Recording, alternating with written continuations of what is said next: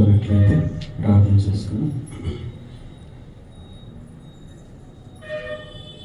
హృదయంలోని ఆలోచనలను ఎరిగిన పరలోకపు దేవ, ఇంతవరకు నాయన ఈ కార్యక్రమాన్ని పరిశుద్ధాత్ముడి ద్వారా క్రమముగా మర్యాదగా మీరు నడిపించినందుకై మీకు స్తోత్రాలు చెల్లించుచున్నాము దేవ.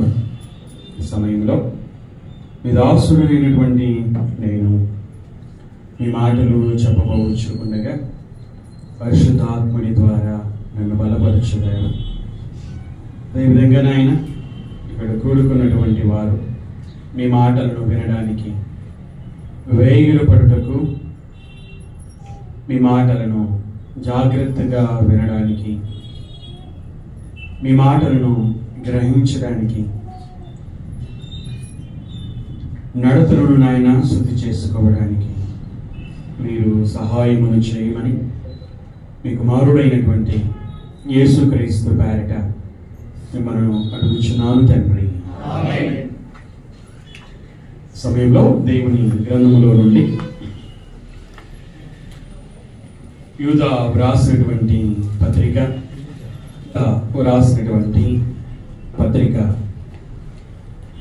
1వ అధ్యాయము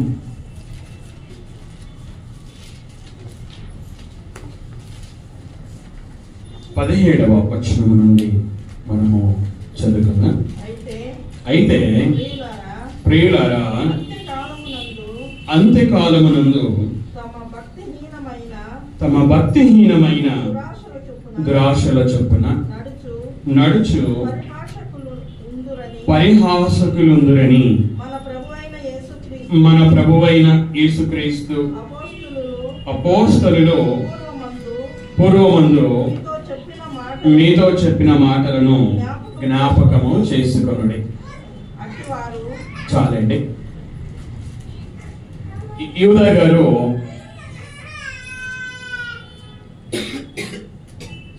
విశ్వాసులకి చెబుతున్నటువంటి మాటలు.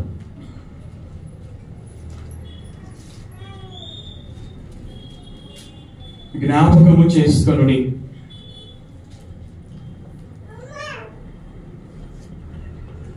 ఏం జ్ఞాపకం చేసుకోవాలట? అపోస్తలులు చెప్పినటువంటి మాటలను జ్ఞాపకం చేసుకోవాలి అంట. అపోస్తలులు ఏం చెప్పారు? ఆ 17-18 వచనాలలోనే వ్రాయబడి ఉంది. అంత్యకాలమునందు తమ భక్తిహీనమైన దురాశల చొప్పున నడుచు పరిహాసకులుందురు అని చెప్పారు. అంత్యకాలం యేసుక్రీస్తు యొక్క మొదటి రాకడ మొదలుకొని 2వ రాకడ వరకు మధ్యలో ఉన్నటువంటి కాలమును అంత్యకాలము అని అంటారు. అంత్యకాలంలో పరిహాసకులు ఉంటారు, అపహాసకులు ఉంటారు. వారు యేసుక్రీస్తు యొక్క 2వ రాకడను గురించి అపహాస్యం చేస్తారు. పేతురు రాసినటువంటి 2వ పత్రికలో కూడా, 2వ పత్రిక 3వ అధ్యాయంలో కూడా మనం చూస్తాం. ఇది యేసు రాకడను గూర్చిన వాగ్దానము ఏమాయనో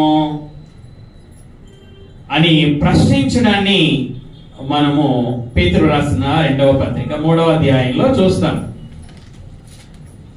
ఇక్కడ వీరు ఎలా నడుచుకుంటారంటే తమ భక్తిహీనమైన దురాశల చొప్పున నడుచుకుంటారు అని యూదా గారు వీరిని గురించి వివరించారు. 19వ వచనంలో అటివారు ప్రకృతి సంబంధులను ఆత్మ లేని వారునై ఉండి భేదములు కలగజేయుచున్నారు. ఈ పరిహాసకులను గురించి యూదా గారు వివరించడాన్ని మనం 18వ వచనంలో చూస్తూ ఉంటున్నాం. పత్రిక యొక్క సందర్భాన్ని నేను మరలా మీకు జ్ఞాపకం చేస్తాను.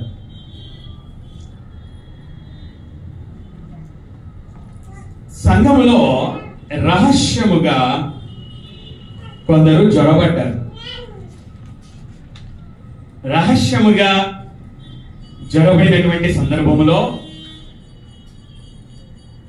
విశ్వాసులకు చెబుతున్నటువంటి మాటలు. 3వ వచనంలో మనం గత వారం చదువుకున్నాం కదా, పరిశుద్ధులకు ఒక్కసారి అప్పగింపబడిన బోధ నిమిత్తము ఏం చేయమన్నాడు? పోరాడండి అన్నాడు. ఇక్కడ 8వ వచనం నుంచి 18వ వచనం వరకు ఈ రహస్యముగా సంఘములో జరబడినటువంటి భక్తిహీనులు లేక అబద్ధ బోధకులను గురించి యూదా గారు వర్ణించారు. అయితే ఈ సందర్భంలో ఈ భక్తిహీనుల ద్వారా, అబద్ధ బోధకుల ద్వారా సంఘానికి ప్రమాదం ఉన్నటువంటి సందర్భంలో పరిశుద్ధాత్ముడు యూదా గారి ద్వారా విశ్వాసులకు తెలియజేస్తున్నటువంటి విషయాలు ఏమిటంటే, మొదటిది విశ్వాసం నిమిత్తమై పోరాడండి. రెండవది అపోస్తలులు ముందే చెప్పారు, అంత్య దినాలలో తమ భక్తిహీనమైన దురాశల చొప్పున నడుచు పరిహాసకులు ఉంటారు, వారు పరిహరిస్తారని ముందే చెప్పారు కనుక వారి మాటలను జ్ఞాపకం చేసుకోండి అని చెబుతూ, ఈ అబద్ధ బోధకుల వలన సంఘానికి ప్రమాదం ఉన్న పరిస్థితులలో విశ్వాసులు ఇంకా ఏం చెయ్యాలని చెబుతున్నాడో మనం 20వ వచనాన్ని మనము చదువుకుందాం. 20వ వచనం, ప్రియులారా మీరు విశ్వసించు అతి పరిశుద్ధమైన దాని మీద మిమ్మును మీరు కట్టుకొనొచ్చు. మొదటిది విశ్వాసము నిమిత్తం పోరాడమన్నాడు. రెండవది అపోస్తలుడు చెప్పినటువంటి మాటలను జ్ఞాపకము చేసుకోమన్నాడు. మూడవది కట్టుకోమంటున్నాడు. ఏం చేయమంటున్నాడు? కట్టుకొనుడి, పోరాడండి ఒకటి. రెండవది జ్ఞాపకము చేసుకొనుడి. మూడవది కట్టుకొనుడి. ఇక్కడ యూదా గారు ఇండ్లు కట్టడానికి సంబంధించినటువంటి భాషను ఉపయోగించాడు. ఇక్కడ చూడండి, మీకు అందరికీ కనిపిస్తుందో లేదో, కనిపిస్తా ఉందా? ఏం చేస్తున్నారు? ఇక్కడ ఏం చేస్తున్నాడు? ఈయన గోడ కడుతూ ఉన్నాడు కదా, కట్టుచూ ఉన్నాడు. యూదా గారు ఈ కట్టడానికి సంబంధించినటువంటి భాషను ఉపయోగించాడు. కట్టుకొనుడి. విశ్వాసులు ఏం చేయాలంట? కట్టుకోవాలి అంట. అక్కడ మిమ్మును మీరు కట్టుకొనొచ్చు. విశ్వాసులు ఏం చేయాలంట? వారిని వారే కట్టుకోవాలి అట. దేని మీద కట్టుకోవాలి? మనందరికీ తెలుసు ఏంటిది. మీకు స్లాబ్ అంటే సరిగ్గా కనిపించకపోవచ్చు. అది పునాది. ఏంటిది? పునాది. ఓకే, దేని మీద కడతాం మనము? గోడను దేని మీద కడతాం? పునాది మీద కడతాం. మొదట మనం ఏం చేస్తాం? పునాది వేస్తాం, తర్వాత ఆ పునాది మీద కడతాం మనం. ఇక్కడ యూదా గారు విశ్వాసులకు పత్రికను రాస్తూ ఏమని రాస్తున్నాడంటే, విశ్వాసులారా మిమ్మును మీరు కట్టుకొనుడి. దేని మీద కట్టుకోవాలట? విశ్వాసం మీద కట్టుకోనండి. అక్కడ ఏమని రాశాడు? మీరు విశ్వసించు అతి పరిశుద్ధమైన దాని మీద. మీరు విశ్వసించు, ఇంగ్లీష్ లో చూస్తే మీ అతి పరిశుద్ధమైన విశ్వాసం మీద అని ఉంటది. ఇక్కడ ఇక్కడ కూడా భావం అంతే, మన భావం అంతే అనుకోండి. మీ అతి పరిశుద్ధమైన విశ్వాసం మీద మిమ్మును మీరు కట్టుకొనుడి. విశ్వాసం యొక్క విశేషం ఏమిటో యూదా గారు ఇక్కడ రాశారు. విశ్వాసం ఎలాంటిదంట? అతి పరిశుద్ధమైనది అట. విశ్వాసం ఎలా కలుగుతుంది? వినుట వలన విశ్వాసం కలుగుతుంది. ఏం వినుట వలన విశ్వాసం కలుగుతుంది? దేవుని వాక్యం వినుట వలన విశ్వాసం కలుగుతుంది. దేవుడు పరిశుద్ధుడు కనుక ఆయన మాట కూడా పరిశుద్ధమైంది కనుక పరిశుద్ధమైన మాట వలన కలుగు విశ్వాసం కూడా అతి పరిశుద్ధమైనదే. యూదా గారు రాస్తున్నటువంటి మాటలు ఏంటంటే, విశ్వాసులారా, వాక్యం వినుట వలన విశ్వాసం కలిగింది కదా, ఆ విశ్వాసం మీదనే, ఆ అతి పరిశుద్ధమైనటువంటి విశ్వాసం మీదనే మిమ్మును మీరు కట్టుకునుడి అని రాశాడు. వారు సువార్త అనే విత్తనము వారి హృదయంలో విత్తబడింది. సువార్త అనే విత్తనము వారి హృదయంలో విత్తబడినప్పుడు వారిలో ఆత్మ సంబంధమైనటువంటి పునాది వేయబడింది. ఇది పునాది, ఆత్మ సంబంధమైన పునాది వేయబడింది. సువార్త విత్తనము ద్వారా ఆత్మ సంబంధమైనటువంటి పునాది వేయబడింది. పునాది వేయబడినది అనగా వారు సువార్త విన్నారు. ఆ సువార్త వారికి విశ్వాసం కలగజేసింది, మారు మనసు కలగజేసింది, యేసును ప్రభువుని నోటితో ఒప్పుకునేట్లుగా చేసింది, పాపపు ఒప్పుకోలు ప్రార్థన చేసినట్లుగా చేసింది, బాప్తిస్వం తీసుకునేట్లుగా చేసింది. వారు బాప్తిస్వం తీసుకోవడం ద్వారా దేవుని పిల్లలయ్యారు, వారు క్రీస్తు సంఘంలో సభ్యులయ్యారు. ఈ విధంగా పునాది వేయబడింది. వారి జీవితాలలో పునాది వేయబడింది. పునాది వేయబడినటువంటి వారితో యూదా గారు చెబుతున్నటువంటి మాటలు ఏంటంటే, విశ్వాసులారా, పునాది వేయడముతోనే ఇంటి నిర్మాణము పూర్తి కాలేదు. మీ ఆత్మ సంబంధమైన ఇంటి నిర్మాణము పూర్తి కాలేదు. మీరేం చేయాలంటే మిమ్మల్ని మీరు కట్టుకోవాలి. అతి పరిశుద్ధమైన విశ్వాసం మీద మిమ్మల్ని మీరు కట్టుకోవాలి. సంఘాన్ని పాడు చేయడానికి రహస్యంగా జొరబడినటువంటి భక్తిహీనులను ఎదుర్కోవాలి అంటే, ఆ అబద్ధ బోధనను ఎదుర్కోవాలి అంటే మొట్టమొదటిగా మీరేం చేయాలి? మిమ్మును మీరు కట్టుకోవాలి అని చెబుతూ ఉంచుకున్నాడు. చూడండి, పౌలు గారు కొరింథీయులకు రాసినటువంటి మొదటి పత్రిక, 3వ అధ్యాయము 10వ వచనాన్ని మనము చదువుకుందాం. దేవుడు నాకు అనుగ్రహించిన కృప చొప్పున నేను నేర్పరి అయిన శిల్పకారుని వలె పునాది వేసితిని, మరి ఒకడు దాని మీద కట్టుచున్నాడు. ఆ మాట చూడండి, కట్టుచున్నాడు. ప్రతివాడు దాని మీద అనగా నేను వేసిన పునాది మీద ఎలాగు కట్టుచున్నాడో జాగ్రత్తగా చూచుకొనవలెను. 10వ వచనంలో 2 సార్లు కట్టుచున్నాడు అనే మాటలను మనం చూస్తాం. ఇంకా మనము 11, 12, 13, 14 వచనాలను మనం చదువుకుంటే ఆ కట్టుటానికి సంబంధించి మరలా మనం ఆ పదాలను చూస్తాము. అయితే ఇక్కడ సందర్భం ఏమిటంటే 6వ వచనం నేను చదువుతాను మీ కొరకు. నేను నాటితిని, అపోల్లో నీళ్లు పోసెను, వృద్ధి కలగజేసిన వాడు దేవుడే. సందర్భాన్ని నేను మీకు వివరిస్తాను.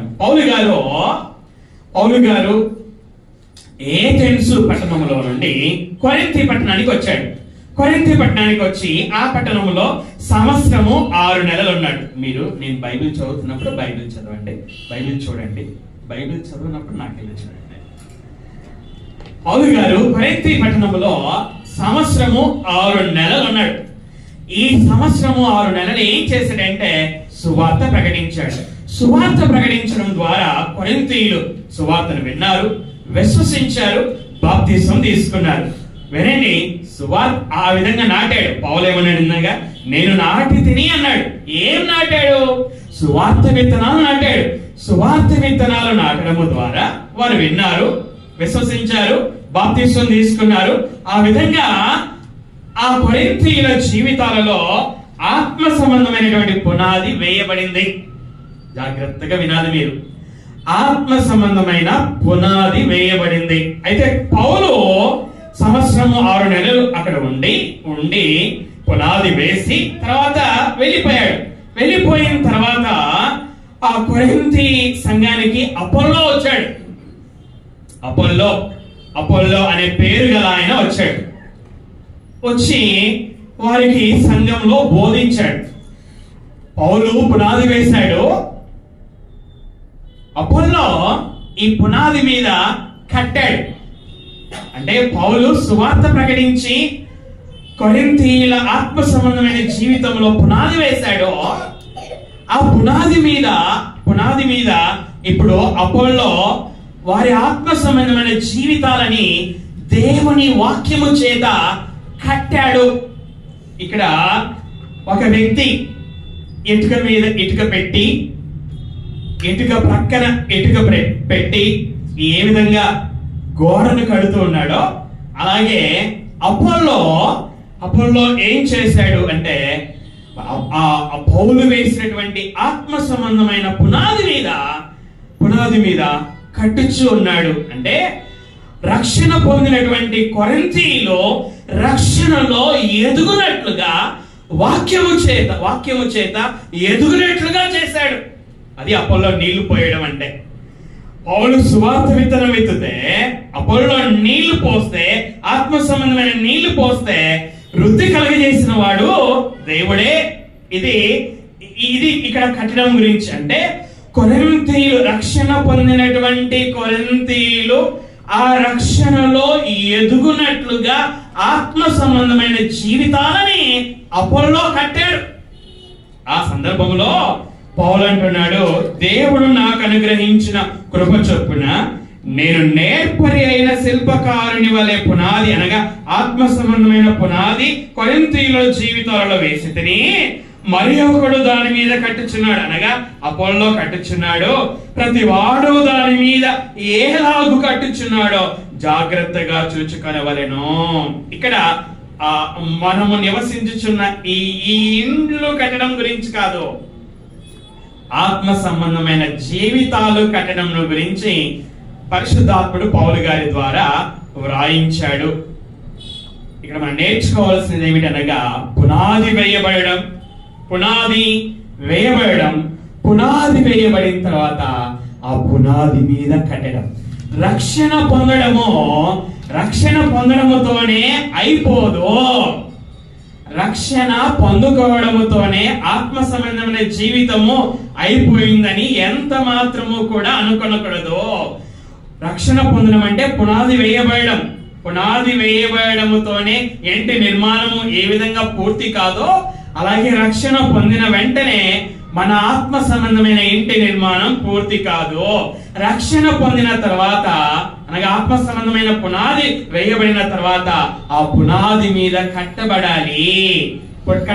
అలాగే రక్షణ పొందిన తర్వాత రక్షణలో ఎదుగాలి. యూదా గారు అదే విషయాలను విశ్వాసులకి వ్రాసాడు.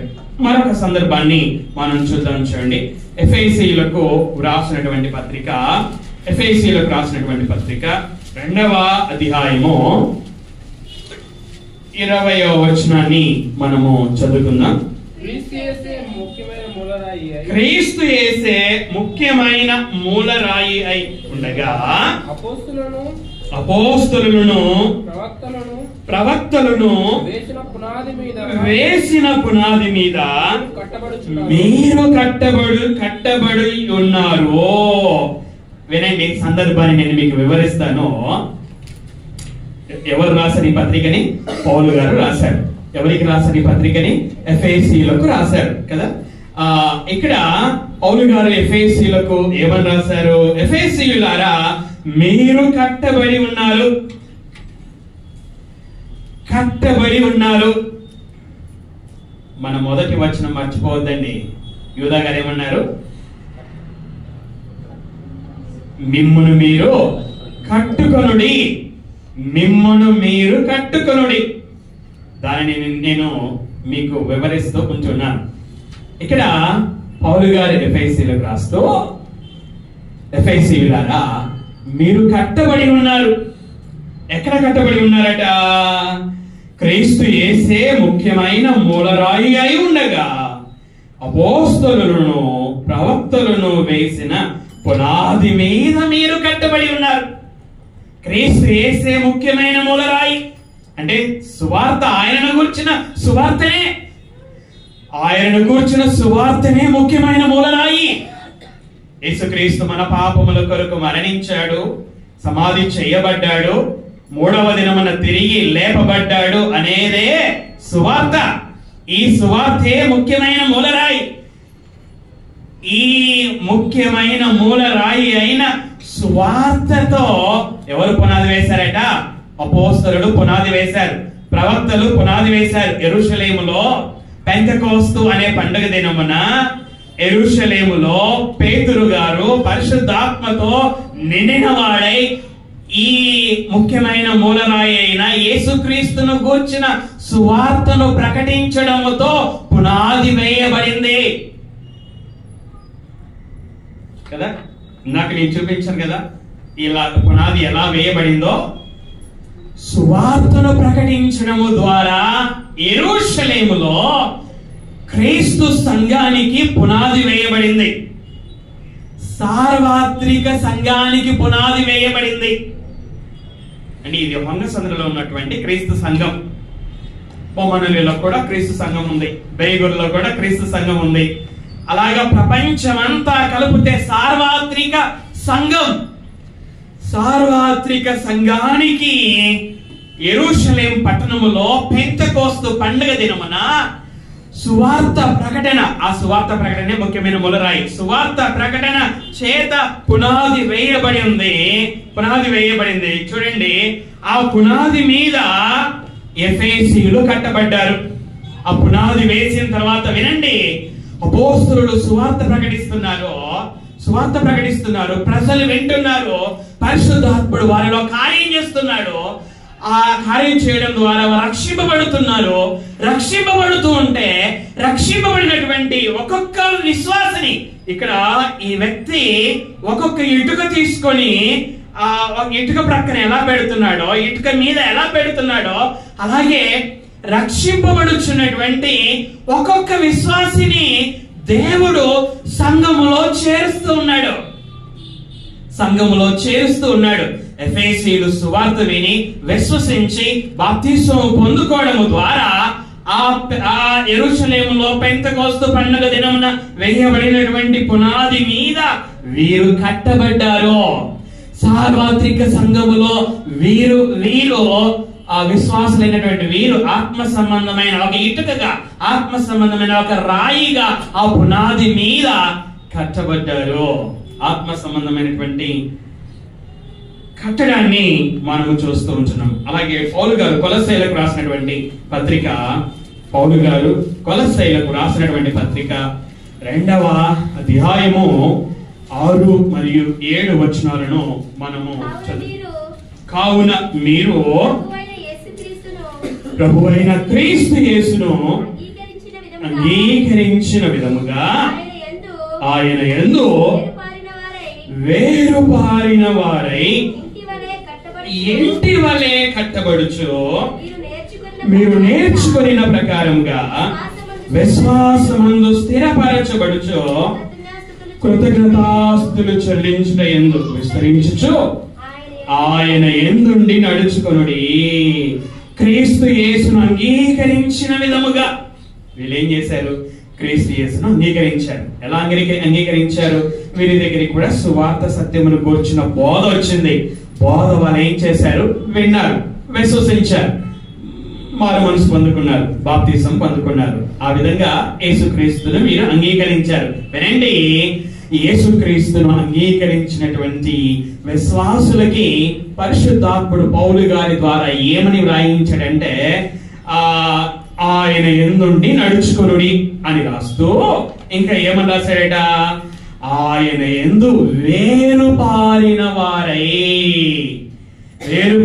వారై ఇంటి వలె కట్టబడుచు.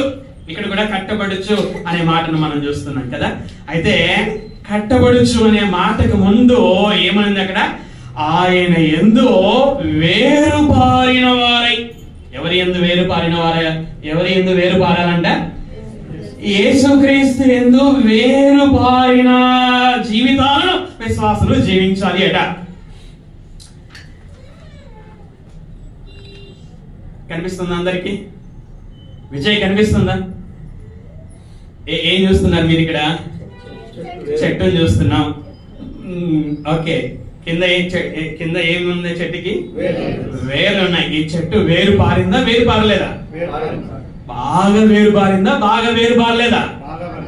బాగా వేరు పారింది కదా. పౌలు గారు కూడా ఏం చెప్తున్నాడు విశ్వాసులకి, విశ్వాసులారా మీరు క్రీస్తు యేసును అంగీకరించారు, అంతటితో అయిపోలేదు. అమ్మయ్య, నేను సువార్త విన్నా, విశ్వాసం ఉంచా, మారు మనసు పొందుకున్నా, బాప్తిసం తీసుకున్నా, ఇంకా అయిపోయింది నా పని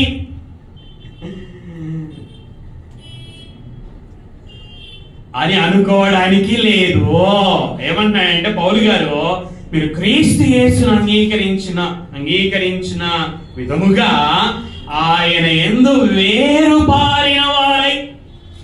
యేసుక్రీస్తు యందు విశ్వాసులు ఏం కావాలంట?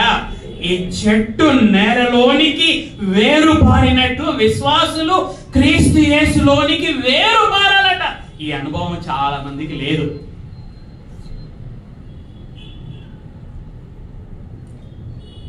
చెట్టు నేలలోనికి వేరు పారాలి. వేర్లు ఏం చేస్తాయంట, వేర్లు, ఇక్కడ వేర్లు ఉన్నాయి కదా, ఈ వేర్లు చెట్టును నిటారుగా లేక నిలువుగా ఉండనట్లు చేస్తాయట. నేలలో చెట్టు స్థిరంగా ఉండేటట్లు చేస్తాయంట వేర్లు. గాలి వచ్చినప్పుడు ఆ గాలికి కొట్టుకొని పోకుండా వేర్లు చెట్టును కాపాడతాయట. మనం పోతున్నప్పుడు కాలుతో తొక్కామనుకోండి, తొక్కితే ఆ వేర్లు ఏం చేస్తాయంట, ఆ అనగదొక్కబడిన చెట్టును తిరిగి నిటారుగా ఉండేట్లు చేస్తాయంట వేర్లు. నిజమే కదా, ఇదంతా కథ ఏం కాదు కదా, నిజమే కదా. తర్వాత ఇది మన జీవితానికి, మనము క్రీస్తు యేసునందు వేరు పారడము అంటే ఆయనను గురించి వినినటువంటి, ఆయన మరణ సమాధి పునరుత్థానములను గూర్చి వినినటువంటి మనము ఏం కావాలి? ఆయన బోధలలో వేరు పారాలి. ఆయన యందు వేరు పారాలి. ఆయన యందు వేరు పారితే అప్పుడు ఆ వేర్లు మనల్ని కూడా ఏం చేస్తాయి? మనము నిఠారుగా లేక నిలువుగా ఉండనట్లు చేస్తాయి. మనము క్రీస్తులో స్థిరంగా ఉండనట్లు చేస్తాయి. మన జీవితంలో శ్రమ, హింస, శోధనలు వచ్చినా కూడా శోధనల చేత కొట్టుకొని పోకుండా స్థిరంగా ఉండనట్లు చేస్తాయి. ఆయన యందు వేరు పారితే ఈ లోక సంబంధమైన విచారములో, ధనమోసములు, ముండ్ల పొదలలో పడిన విత్తనం, విత్తువానిని గురించిన ఉపమానం ఉంది కదా. ఈ లోక సంబంధమైన విచారములో ధనమోసం, ధన భోగాలు మనల్ని అణగద్రొక్కినప్పుడు మనం క్రీస్తునందు వేరు పారినట్లయితేనే, వినండి, క్రీస్తునందు వేరు పారినట్లయితేనే ఆ వేర్లు ఏం చేస్తాయంటే మనల్ని అవి అణగదొక్కిన మనం తిరిగి నిటారుగా నిలువుగా ఉండనట్లు చేస్తాయి, స్థిరంగా ఉండనట్లు చేస్తాయి. క్రీస్తునందు వేరు పారిన వారే ఇంకా వేర్లు ఏం చేస్తాయంటే నేల నుండి నీటిని, పోషక పదార్థాలను తీసుకుంటాయి. మనందరికీ తెలుసు కదా, నీటిని, పోషక పదార్థాలను తీసుకొని ఆ చెట్టులోని ప్రతి భాగానికి కూడా పంపిస్తాయి. అలాగే మనము బాప్తిసం తీసుకున్న తర్వాత క్రీస్తునందు వేరు పారితే, అనగా క్రీస్తు మాటల యందు వేరు పారితే, ఆయన మాటలను మనం దివారాత్రము ధ్యానిస్తే, ఆయన మాటలను మన హృదయంలో సమృద్ధిగా ఉంచుకుంటే ఆయన విషయమైన జ్ఞానములో అభివృద్ధి పొంది వేరు పారితే ఆ యొక్క బోధ, క్రీస్తు మాటలు అలాగే ఆ ఆత్మ సంబంధమైన నీరు, ఆత్మ సంబంధమైన పోషకాలని మనం క్రీస్తు నుండి తీసుకోగలము. ఇంకా ఈ వేర్లు ఏం చేస్తాయంట అంటే ఆహారాన్ని భద్రం చేస్తాయట. ఆహారాన్ని, పోషక పదార్థాలని అవసరమైనప్పుడు చెట్టు వాడుకోవడానికి ఈ వేర్లు భద్రపరుస్తాయట. అంటే మన ఆత్మ సంబంధమైన జీవితం కూడా వేరు పారితే అలాగా ఉంటుంది. ఇంకొక విషయాన్ని చెబుతాను ఈ వేర్ల గురించి. ఈ వేర్లు తన చుట్టూ ఉన్నటువంటి పర్యావరణం లేక పరిసరాలను లేక వాతావరణాన్ని ఆ చెట్టు గ్రహించి అలాగ నడుచుకునేటట్లుగా చేస్తాయట. మనం కూడా ఆత్మ సంబంధంగా వేరు పారితే మన చుట్టూ ఉన్న ప్రతి పరిస్థితిని కూడా మనము గమనించగలం. సరే, ఏది ఏమైనా ఇక్కడ వేరు పారడం, ఎవరైంది వేరు పారడం? క్రీస్తునందు వేరు పారడం. క్రీస్తునందు వేరు పారితే మనము స్థిరంగా ఉంటాం. క్రీస్తునందు వేరు పారితే మనము రక్షణలో ఎదుగుతాం.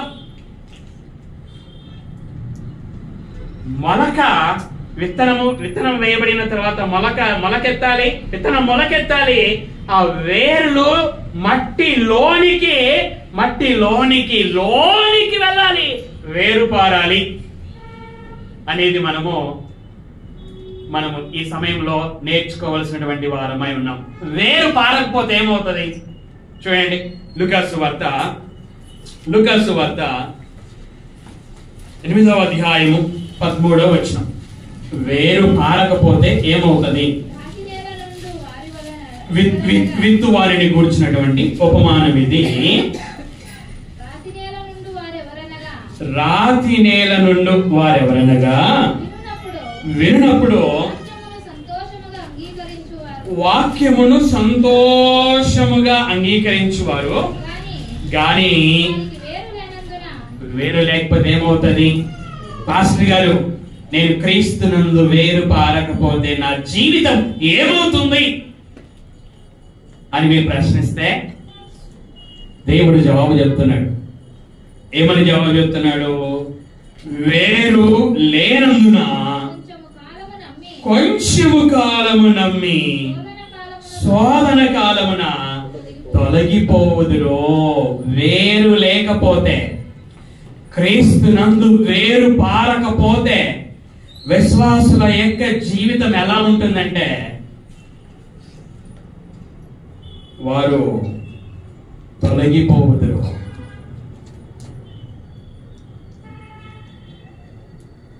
కొంచెము కాలమే నమ్ముతారు వాళ్ళు. శోధన కాలం ఏమవుతారు?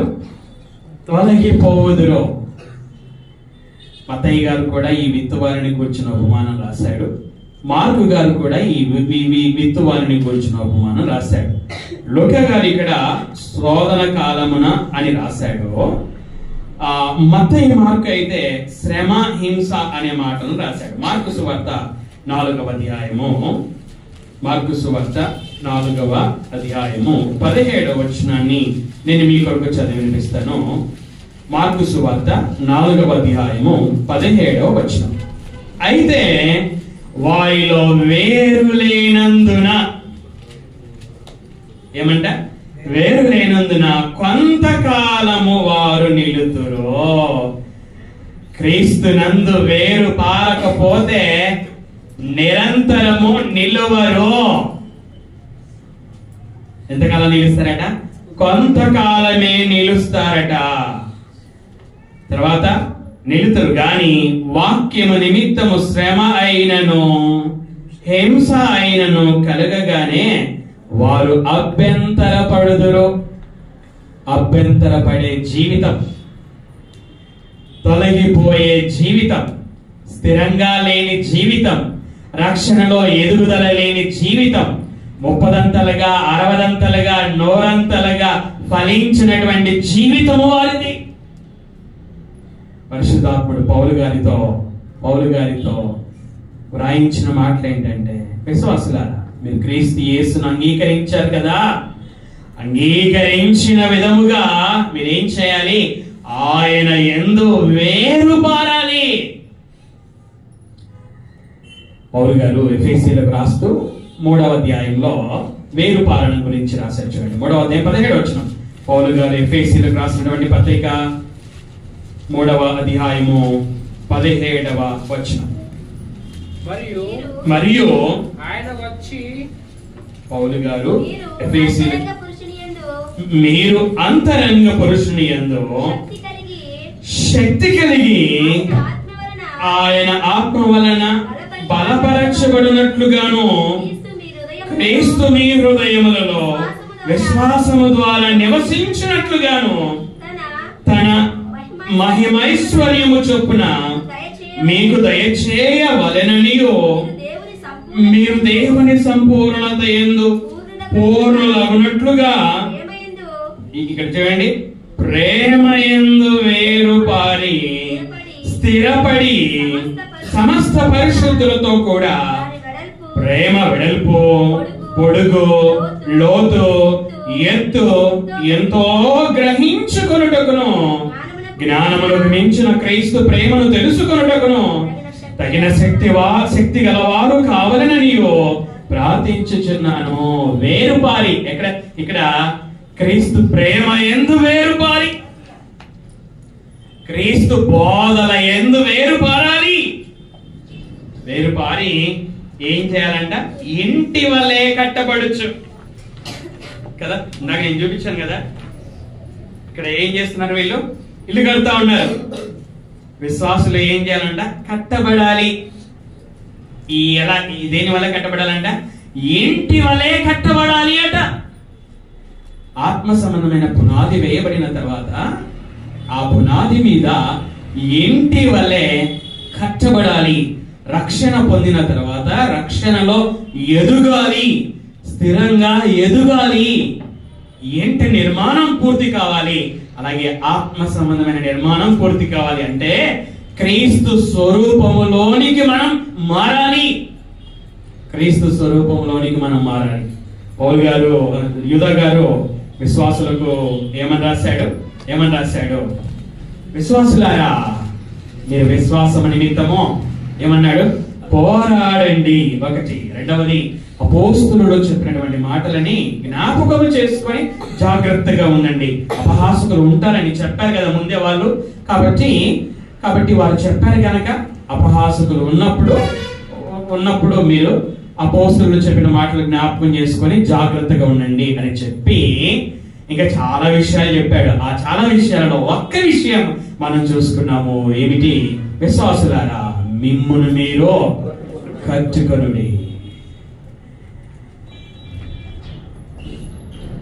వేరే వాళ్ళు కట్టాలి అని అన్నాడా? మిమ్మును మీరే కట్టుకోమన్నాడా? ఏమన్నాడు? మిమ్మును మీరే కట్టుకొనుడి.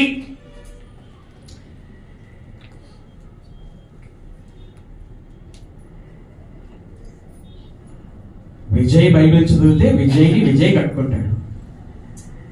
విజయ్ కొడుకు గిద్దెనున్న బైబిల్ చదివాడు అనుకోండి, విజయ్ తనను తాను కట్టుకోలేడు. ఇక్కడ మిమ్మును మీరు కట్టుకొనుడి.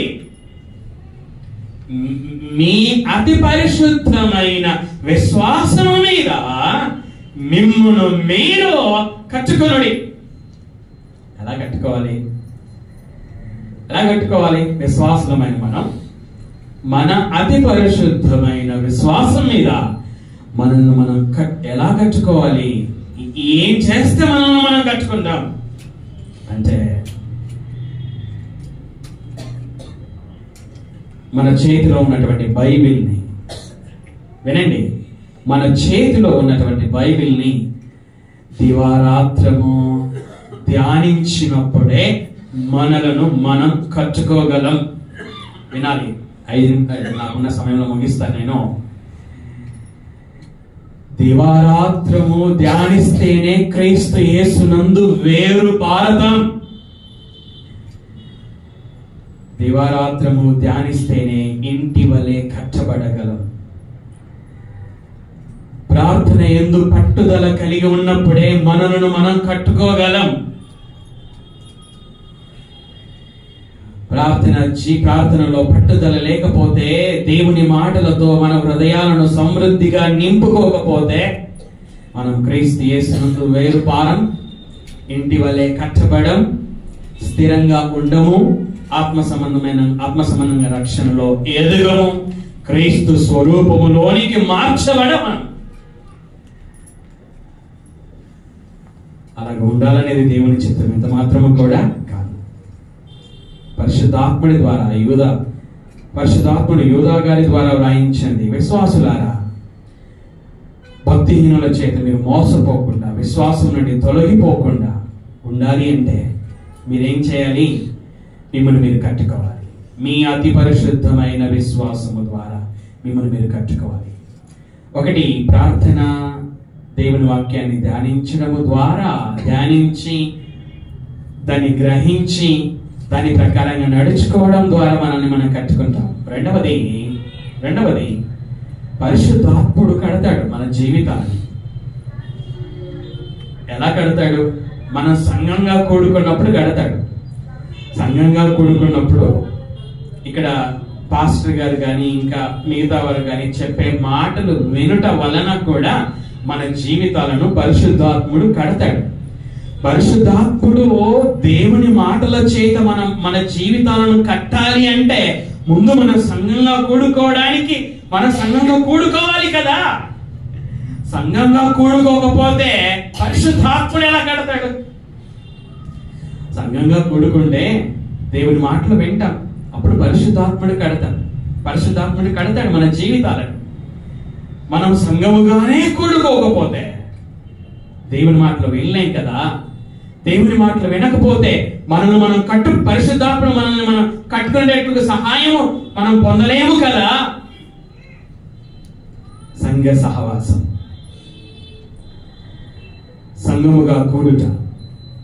ప్రారంభ శతాబ్దంలో క్రైస్తవులు ఏం చేశారట? ఎడతెగక ఉన్నారు. ఏ విషయాలలో ఎడతెగక ఉన్నారు? 4 విషయాలలో ఎడతెగక ఉన్నారు. ఏంటి 4 విషయాలు? అపోస్తలుల బోధ, సహవాసం, రొట్టె విరిచుట, ప్రార్థన చేయుట. ఈ 4 విషయాలలో ఎడతెగక ఉన్నారు. కాబట్టి మనం కూడా 4 విషయాలలో ఎడతెగక ఉన్నప్పుడే పరిశుద్ధాత్ముడు మనల్ని కడతాడు, మన ఆత్మ సంబంధమైన జీవితాలను కడతాడు. మనలో క్రీస్తు స్వరూపము ఏర్పడినట్లుగా మనల్ని పరిశుద్ధాత్ముడు కడతాడు. మనము ఇంటి దగ్గర ఉండి వ్యక్తిగతముగా ప్రార్థనలో పట్టుదల, దేవుని వాక్యాన్ని ధ్యానిస్తూ ఆ వాక్య ప్రకారం నడుస్తున్నప్పుడు కూడా పరిశుద్ధాత్ముడు మనల్ని కడతాడు. అలాగే సంఘంగా మనం కూడుకున్నప్పుడు కూడా పరిశుద్ధాత్ముడు మనల్ని కడతాడు. మనం ఎప్పుడైతే విధేయత కలిగి జీవిస్తామో మనలో నివసించుచున్న పరిశుద్ధాత్ముడు మనల్ని కడతాడు. మనం ఏం చేయాలంటే పరిశుద్ధాత్ముడు యూదా గారి చేత వ్రాయించినటువంటి మాటలు, విశ్వాసులారా మీరు విశ్వాసం నిమిత్తమై పోరాడండి. ఒకటి. రెండవది, అపోస్తలులు చెప్పిన మాటలని జ్ఞాపకం చేసుకోండి. మూడవది, మీ అతి పరిశుద్ధమైన విశ్వాసం మీద మిమ్మల్ని మీరు కట్టుకోండి. కాబట్టి ఇక్కడ ఉన్నటువంటి మనం అందరం కూడా ఒక్కసారి మనల్ని మనం పరీక్షించుకుందాం. సువార్త మనం వినినట్లయితే మన జీవితంలో ఆత్మ సంబంధమైన పునాది వేయబడింది. పునాది వేయడం పూర్తయింది. పూర్తి అయిన తర్వాత మనం వేసుకోవాల్సిన ప్రశ్న నేను కట్టబడుతున్నానా? నా ఆత్మ సంబంధమైన జీవితంలో ఎదుగుతూ ఉన్నానా అనేది మనం వేసుకోవాల్సిన ప్రశ్న. చివరిగా, నేను వేరు పారుతూ ఉన్నానా? క్రీస్తు యేసునందు వేరు పారుతూ ఉన్నానా? క్రీస్తు స్వరూపములోనికి మార్చబడుతూ ఉన్నానా అని మనం ప్రశ్నించుకున్నాం. ఒకవేళ మన జీవితం అలాగ ఉన్నట్లయితే దేవునికి స్తోత్రం. నిరంతరం అలాగే కొనసాగుదాం. మన జీవితం అలా లేకపోయినట్లయితే మనం కట్టబడుతూ ఉండడం లేదు, క్రీస్తునందు వేరు పారడం లేదండి. దేవుడు ఈ మధ్యాహ్నపు వేళ ఈ సమయంలో మనందరితో చాలా స్పష్టంగా మాట్లాడి మన జీవితాన్ని మనం సరి చేసుకున్నాం. దేవుడు మాట్లాడుతున్నది విడిచిపెట్టడానికి కాదు. దేవుడు మనతో మాట్లాడుతున్నది విని మన జీవితాన్ని సరి చేసుకోవడానికి. కనుక దేవుని మాటలతో మన నడతని మనము సరి చేసుకున్నాం. దేవుడు ఆ విధంగా జీవించినట్టు సహాయమును చేయగాక. ప్రార్థన చేసుకున్నాం. మోకరించి తలలో ఉంచుకొని కళ్ళు మూసుకున్నట్లయితే ప్రార్థన చేసుకున్నాం.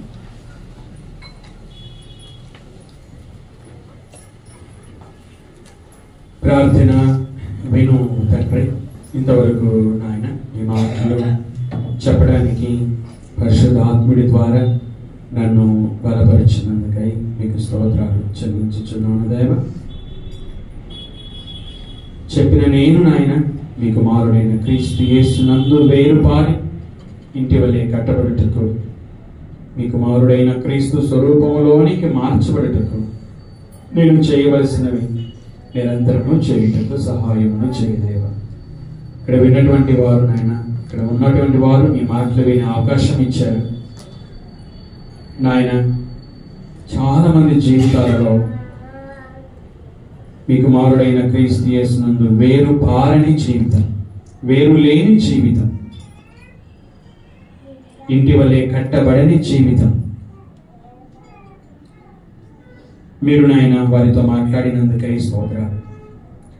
వారు తండ్రి నడతను శుద్ధి చేసుకొని మీ కుమారుడైన క్రీస్తు యేసునందు వేరు పారిన వారై ఇంటి వలె కట్టబడుచు మీ కుమారుడైన క్రీస్తు స్వరూపంలోనికి మార్చబడినట్లుగా వారు చేయవలసినవి చేయుటకు సహాయం చేయలేవా. ముందున్న కార్యక్రమాన్ని కూడా నాయన పరిశుద్ధ ఆత్మడి ద్వారా నడిపించున్నాను. మీ కుమారుడైన యేసుక్రీస్తు పేరట మనం అడుగుచున్నాము తండ్రి. ఆమేన్.